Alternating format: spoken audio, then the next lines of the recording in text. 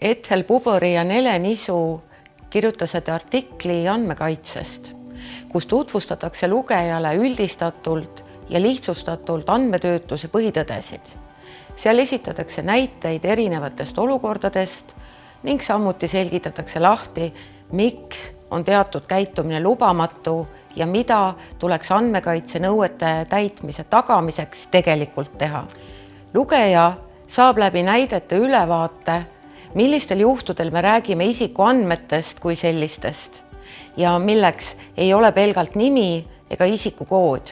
Samuti tutvustatakse artiklis lihtsustatud kujul andmetöötlemise aluseid ja selgitatakse, miks üks või teine hea on, ehk milline andmetöötluse alus tuleks erinevates olukordades valida ja miks.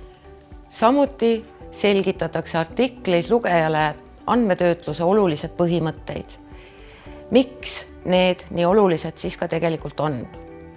Lugejale esitatakse artiklis ka mõned halvad näited, kus on andmetöötlusega seotud nõudeid rikutud. Olgu siis rikkumise põhjuseks kas uudishimu või ka lihtsalt inimlik eksitus.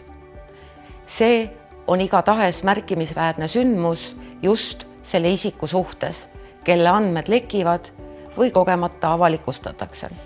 Seetõttu ongi meil kõigil oluline mõista, keda me kaitseme ja miks me seda teeme, ehk mis on tegelikult andmekaitse nõuete taust.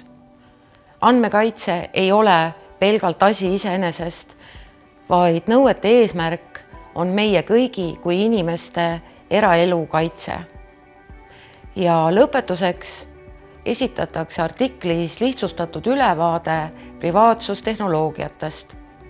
Selgitatakse lahti, mis asjad need on ja mis eesmärke need täidavad. Mida teadlikumad me oleme nii andmekaitse nõuetest kui ka võimalikest tehnoloogilistest lahendustest, seda paremini me saame ka andmekaitse põhimõtteid tagada.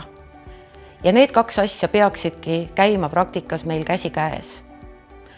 Ja artikli lõpus annavad autorid lisalugemist erinevate materjalide kohta, mis on heaks edaspidiseks aluseks, et saaksite valdkonnaga kursis olla.